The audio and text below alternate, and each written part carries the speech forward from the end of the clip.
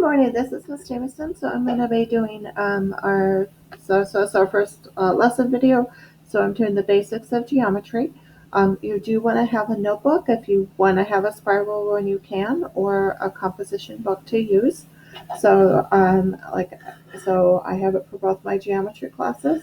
So you will need a notebook. So you're going to take notes along with as I take the notes. Remember, you can always pause them.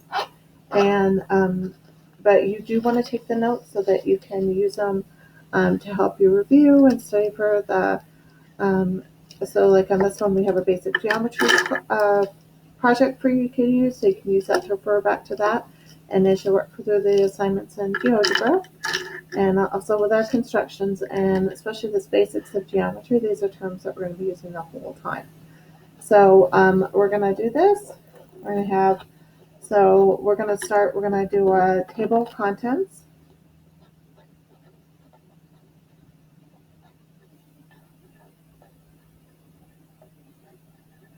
So our first one is going to be the basics of geometry.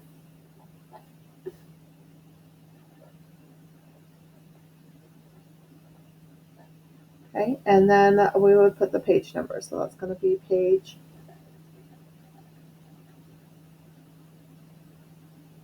1, and I don't know how many pages we're going to need, so but we have that. Okay,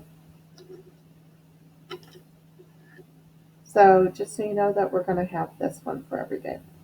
Okay, so you're going to turn your page.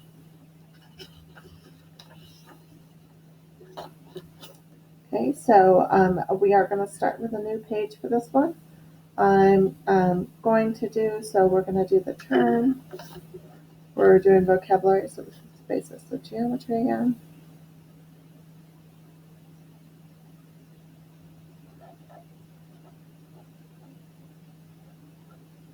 So what are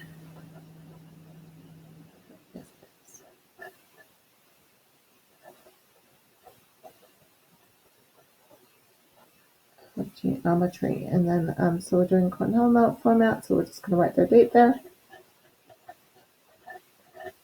Okay, and then I am going to do where I have term,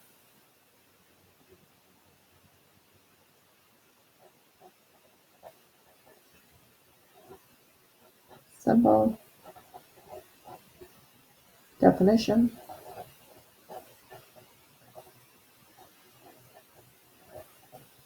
and picture. So everybody, I have a ruler, but you can definitely use, you could use another notebook just to do this. And I'm doing it this way because I can go over to the side.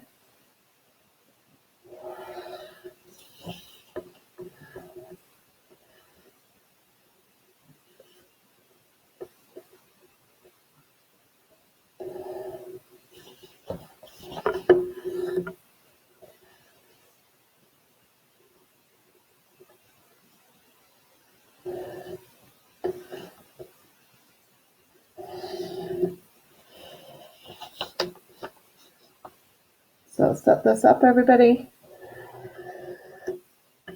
So this is just specifically for the vocabulary. And so that's the reason that I'm doing this. Otherwise, I normally wouldn't be doing it that way. Okay, so the first term that we're going to start with, okay, is a point.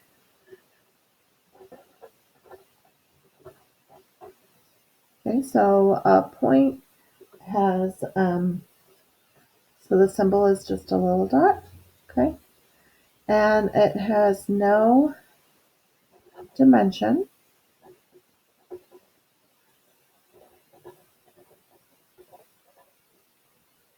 Okay, and we have a dot that represents the point.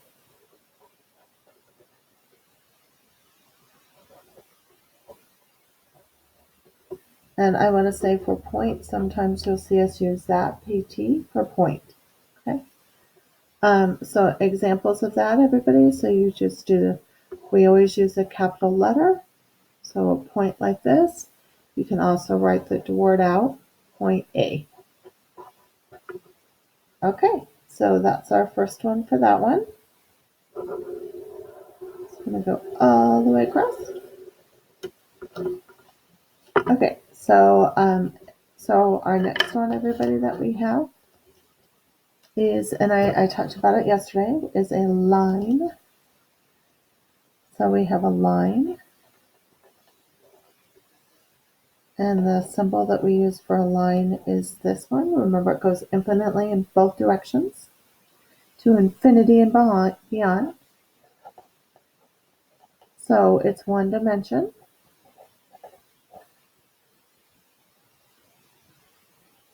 Okay, and it extends without end. So it's never ending. Okay, so symbols that we have for lines. So you can have like this and have the 2 points on there. Okay. You can also say, just use a letter. So we could say line L. Use a lowercase cursive letter usually. You could also say line AB. And then if we're going to do the symbol, we would do AB. And notice that we have to have the arrows above it. Okay. The 2 arrows indicating that it's going both directions. Okay, so we have that one. So that is for a line, everybody. Our next one is a line segment.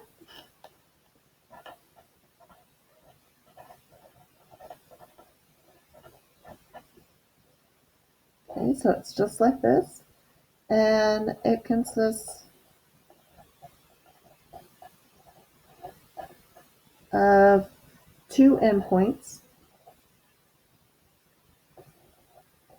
I can spell today.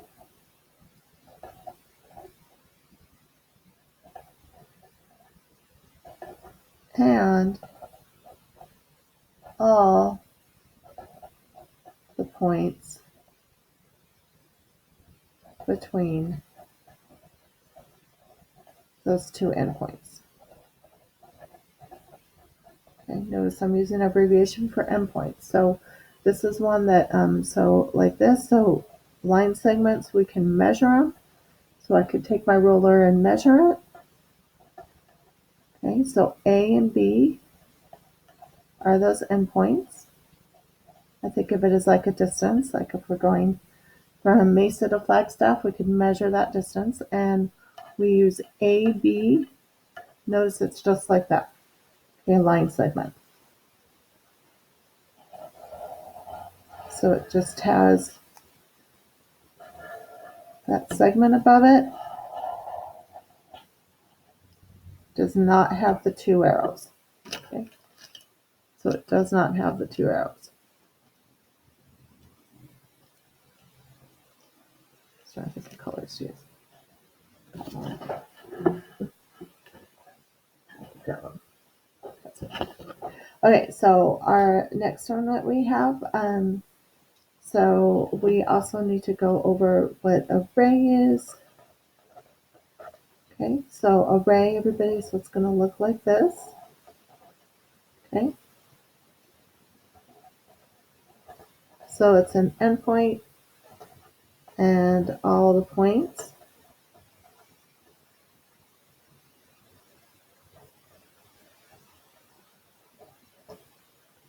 Okay, lie on the same side, so just meaning we have all these points in here. Okay, on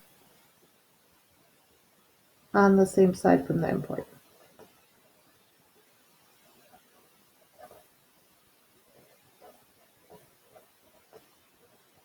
And you will see these as we're working with our constructions. So we're going to be doing constructions using GeoGebra.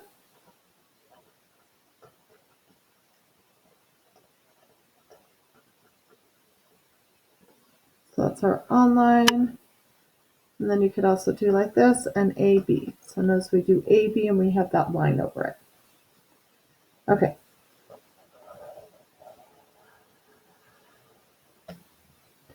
Okay, so we also need to go over, so when we bisect, okay, so if we bisect something, that means that we're going to cut it in half. So everybody remember, so like in biology, if you're going to go and dissect like a fetal pig, you're cutting into it.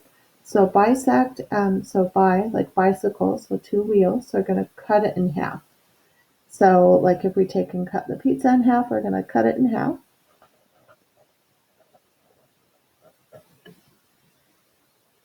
So if we bisect, we're going to cut it in half.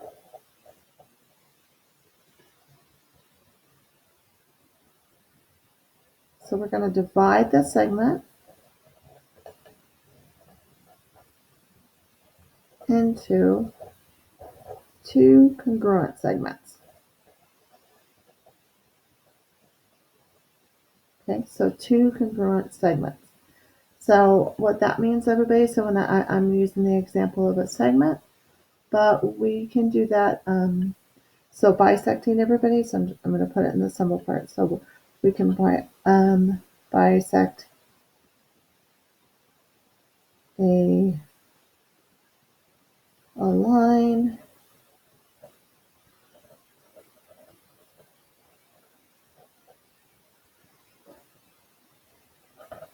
and also angles. So we do that a lot where we bisect the angles. So we're going to cut them in half. Or 2 congruent angles. And everybody, that's our symbol for the angle. I know I haven't gone over that yet. Okay. So it just means basically that we're going to take and we're going to cut it in half. So if I take and measure this with a ruler, I'm looking at it and going, okay, so it is, do a little bit of drawing this. So it is 3 centimeters. So since it is 3 centimeters, a half. So if I do 1.5, I got pretty close. It would be right here. So that would be halfway.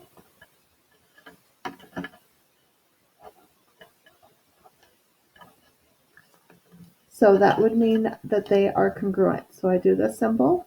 Those little tick marks show that they're congruent. And that means that they're equal to each other. Okay, so B is the midpoint.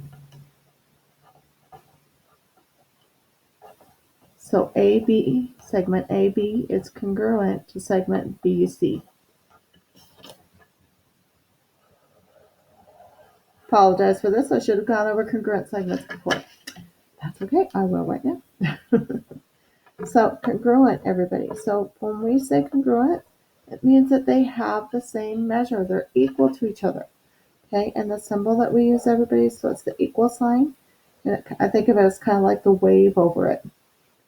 Okay. So it's a line segment.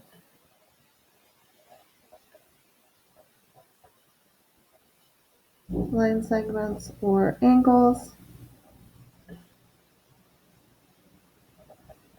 Okay, with the same measure.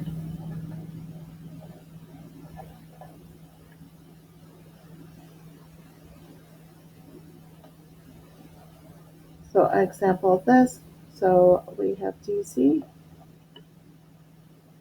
And everybody, we also use this when we start working with our polygons, so like with rectangles, hexagons. So if the sides are congruent, okay, so that's why we're going over these symbols. We will be using them. This is an F.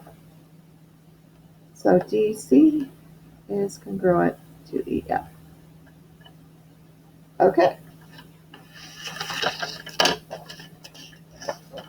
Okay, so we got those. So we also need to go over parallel and perpendicular lines.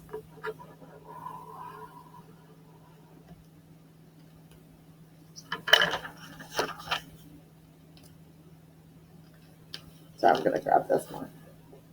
So make sure, everybody, that you're writing these down as I am going over them too. Sorry, I need new pens. And one is running out of ink. Let's continue going up. Okay,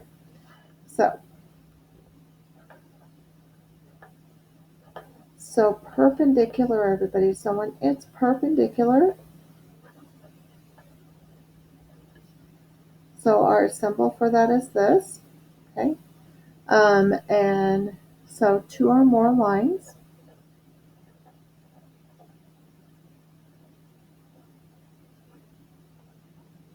So it can be for lines or for segments. And they form a 90-degree angle. Okay, I think of streets like we have University and Country Club. Those are perpendicular to each other. Okay, so when they're like that and they're perpendicular, so we have this line GH is perpendicular to this line, to the line AB. Okay, and usually we'll have that little right angle symbol.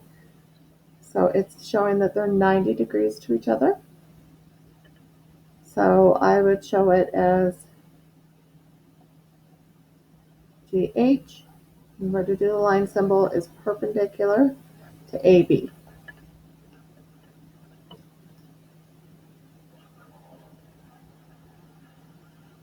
Okay, so if we do perpendicular lines, of course, we're going to talk about parallel lines.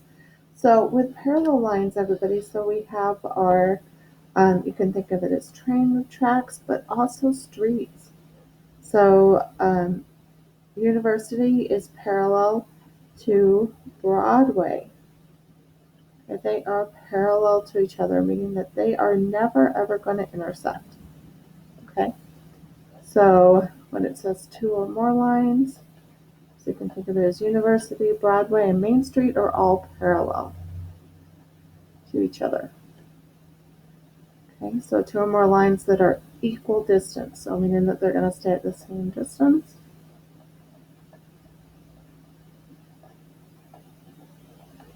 From each other. Remember the bridge that we looked at, that was, it had that part they're providing stability, they are parallel to each other. Okay. So they never intersect. Never ever going to intersect.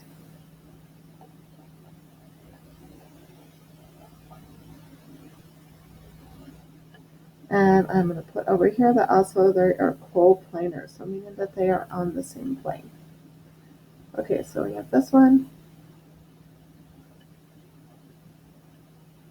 So CD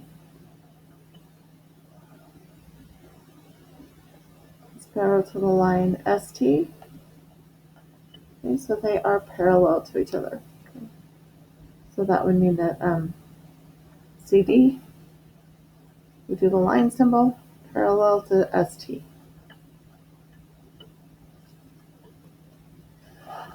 Move this up. Okay, so our last one.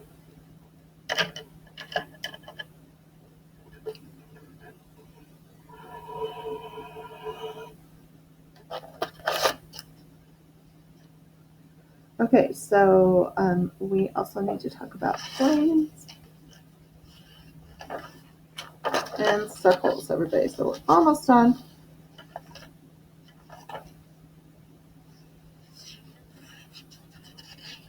So let me try giving you the right thing.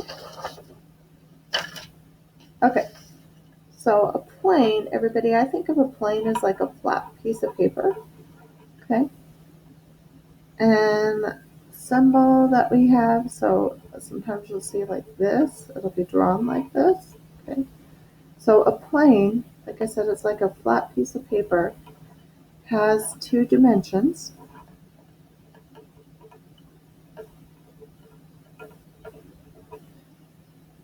And it extends infinitely in all directions without end.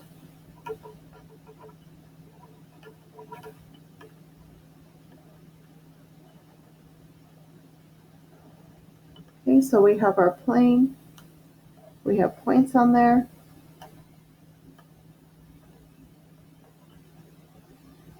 And for planes, everybody, you can just use one point and say plane M. I can also name it using 3 points, so I can say plane ABC, plane AMC, so we can do it that way. Okay. So that means that they're together. Okay, so we are going to go on.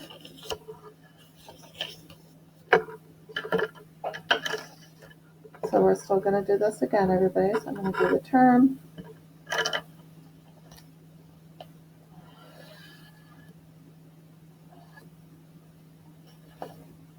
the symbol,